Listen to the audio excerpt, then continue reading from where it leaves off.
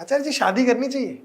रिश्ता अच्छा होना चाहिए, उसके बाद शादी लगता है करनी है तो कर लो। सवाल ये है कि शादी का मुद्दा ज़्यादा ज़रूरी है या समझदारी और प्रेम का मुद्दा ज़्यादा ज़रूरी है? अगर समझदारी है, बोध है और प्रेम है, उसके बाद शादी करते हो, कौन मना कर रहा है? और न प्रेम है न समझदारी है, कोई अभी भीतर अंडरस्टैंडिंग आई नहीं, 22-24 साल की उम्र है और हार्मोन के दबाव में आके और मम्मी पापा ने बोल दिया, सोसाइटी ने बोल दिया, शादी कर ली, तो ये शादी अच्छी कैसे हो सकती है? अंडरस्टैंडिंग से आप जो भी कुछ करेंगे शुभ होगा, तो शादी कर लो तो भी शुभ है, नहीं करो तो भी शुभ है। बिना अंडरस्टैंडिंग के आप जो भी कुछ करोगे वो गलत होगा। तब शादी कर लो तो भी गलत है, शादी नहीं करो तो भी गलत है। सही कहा। मुद्दा शादी नहीं है, मुद्दा क्या है? प्यार और समझदारी। प्यार और समझदारी विकसित हो जाए, उसके बाद भी आपको लगता है करनी है शादी, तो शौक से करिए, बहुत अच्छी बात है, हम भी आएंगे नाचने। क्या बात है।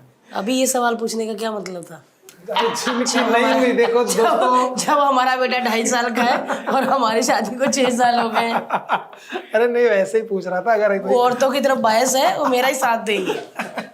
बट सच में ये बड़ी अच्छी बात बोली कि ये शुभ है अगर समझदारी और अंडरस्टैंडिंग लेकिन मेरा मानना ये है कि जैसे आपने कहा ना, तो शादी हो गई है, बच्चा है, ये है, उसके बाद भी आपस में ऐसे रहना चाहिए जैसे जैसे दोस्त हैं, जैसे कि किसी फॉर्मल लीगल रिलीजियस या सोशल अरेंजमेंट से नहीं बंधे हैं, प्यार से बंधे हैं।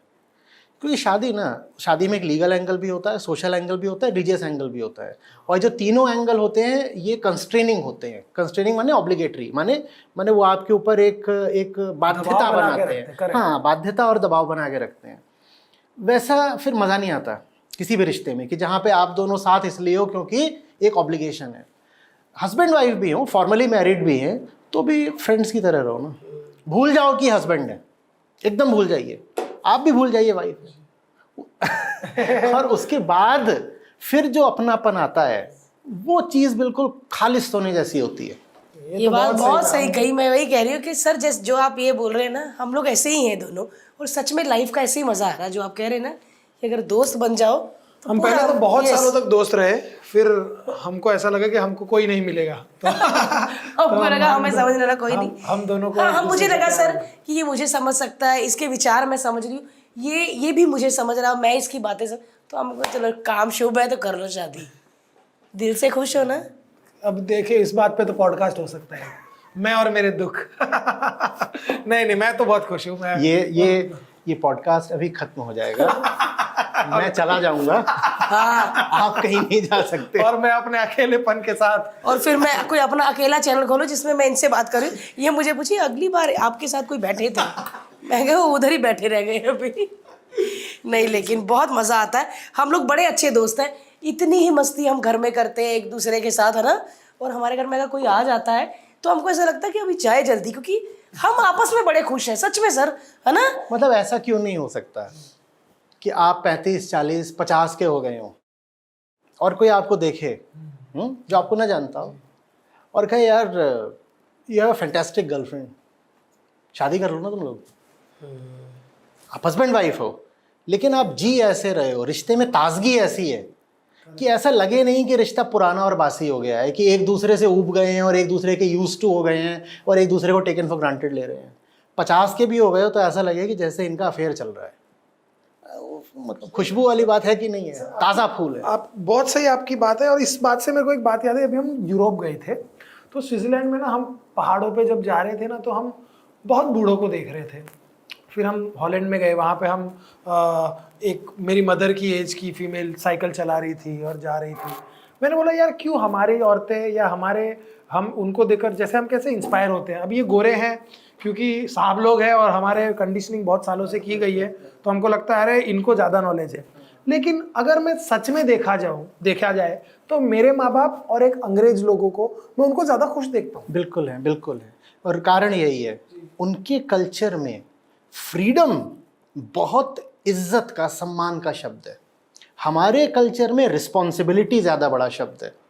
और ये अच्छे से समझना होगा हमको कि लव और फ्रीडम साथ चलते हैं। इतना ही नहीं, असली रिस्पॉन्सिबिलिटी भी लव से ही आ सकती है। अगर प्रेम के बिना जिम्मेदारी है तो वो क्या जिम्मेदारी है?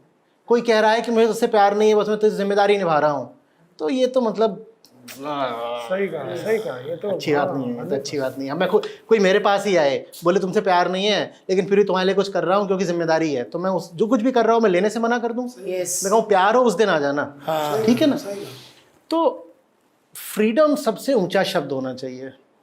आप मुझे एक टीचर की तरह जानते हैं, तो विजडम लिटरेचर में भी, उस पूरी टीचिंग में भी जो सबसे बड़ा शब्द होता है ना, वो लिबरेशन, फ्रीडम यही होता है, जिसको आप मुक्ति, मोक्ष, निर्वाण, कैवल्य आदि बोलते हैं। वो सब भी फ्रीडम के ही नाम है। फ्रीडम से बड़ा कोई शब्द नहीं है।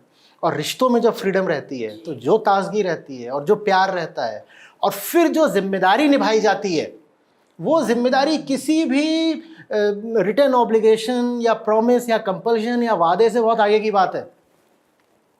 ये जवान लोग हैं सब, मेरी कही एक बात इनको इतनी पसंद है, बार बार उसका पोस्टर बनाते हैं, और वो मतलब मुझे लगता है उसके 10,000 50,000 पता नहीं कितने बना के लोग ले जा चुके हैं। उसमें मालूम है क्या लिखा है? प्रेम में वादों की कोई कीमत नहीं, प्रेम में वादों की कोई कीमत नहीं, प्रेम में वो वादे भी निभ जाते हैं जो किए ही नहीं। क्या बात है, क्या बात है, वाह। वादा तो छोटी चीज होती है। करेक्ट। प्रेम में वादों की कोई कीमत नहीं, प्रेम में वो वादे भी निभ जाते हैं जो कभी किए ही नहीं। वाह, क्या बात। वादा तो छोटी चीज है, प्रेम वादों से आगे जाके निभाता है। और हम सोचते हैं कि इससे वादा लिखवा लो, इससे कमिटमेंट ले लो, कसमें ले लेते इससे रिटर्न ले लो, लीगल ले लो, रिलीजियस ले लो, कुछ भी ले लो, तो उससे सेफ्टी रहेगी, सिक्योरिटी रहेगी, छोड़ के नहीं भागेगी। असली जो सिक्योरिटी है वो लव में है। क्या? कोई भी रिटर्न डॉक्यूमेंट, कोई भी ऑब्लिगेशन, कंपल्शन आपको वो सिक्योरिटी नहीं दे सकते जो आपको पता है कि प्रेम से मिलनी है। और प्रेम तो फ्रीडम के साथ आता है। हम सोचते हैं फ्रीडम दे दी तो ये भाग जाएगा, नहीं, फ्रीडम दे दी तो असली सिक्योरिटी मिलेगी। हम सोचते हैं फ्रीडम दे दी तो इनसिक्योरिटी आ जाएगी ना, वो भाग गई तो क्या होगा मेरा, नहीं, ऐसा नहीं है।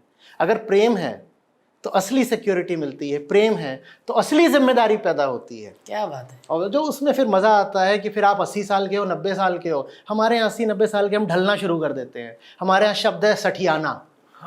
सठियाना माने क्या होता है कि 60 का हो गया। अच्छा, सठिया तो मुझे पता चला सठियाना। हाँ, मतलब नहीं, उसके लिए अच्छा, उसके लिए अंग्रेजी में भी है सेनाइल। अच्छा, उसका भी वही मतलब होता है, पर हमारा शब्द ज्यादा साफ है, सठियाना, कि 60 का हो गया है और अब ये आउट हो रहा है। हमारा शब्द चुभता भी है, किसी को बोला तो आदमी गुस्सा आएगा, है ना? तो क्यों सठियाते हैं हम 60 के बाद? क्योंकि जिंदगी हमने पूरी बस जिम्मेदारियां, ऑब्लिगेशंस यही करते करते निभाई होती है, उसमें न फ्रीडम होती है न लव होता है। और 60 के जब पार कर जाते हो तो समझ में आता है जिंदगी तो बीत गई, और किस चीजें बीत गई, सब व्यर्थ चला गया। और दूसरी ओर अगर आप सही जिंदगी जीते हो ना, तो जैसे जैसे उम्र बढ़ती जाती है वैसे वैसे चेहरे पर एक अलग किस्म की खूबसूरती आती जाती है। आप जैसे 20 के थे उससे ज़्यादा खूबसूरत हो जाते हो 40 में। बहुत सही कहा। Not necessarily in the physical और सेक्सुअल सेंस, लेकिन एक अलग लेवल की खूबसूरती, चार्म जिसे हम कहते हैं, आ जाता है। आपको लगेगा कि कुछ है। 40 से बेहतर आप 60 में हो जाओगे। और अजीब सी बात है कि 80 में जब मरने को हो रहे होगे उस वक्त आप सबसे ज़्यादा खूबसूरत होगे। ये हो सकता है, सचमुच हो सकता है, लेकिन उसके लिए सही ज़िंदगी जियो।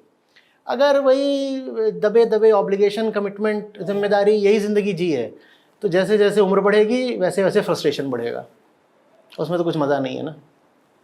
अच्छा लगेगा ना अब आप 80 के हो और 20 साल से ज़्यादा चार्मिंग हो। यस, कितनी अच्छी बात है कि अगर और अच्छी हम लाइफ देखते जियो हैं, तो। और हम कितने कई लोगों को हम देखते हैं कभी कोई बहुत बड़े स्टार, जैसे मैं धर्म जी को देखता हूँ, धर्मेंद्र जी को जब भी देखता हूँ या कभी लाइव हम देखते हैं, तो मैं देखता हूँ, मैं कहा यार ये क्या स्किन है, ये क्या खूबसूरती है। शायद उन्होंने अपनी ज़िंदगी बड़े अच्छे से जी है कहीं ना कहीं।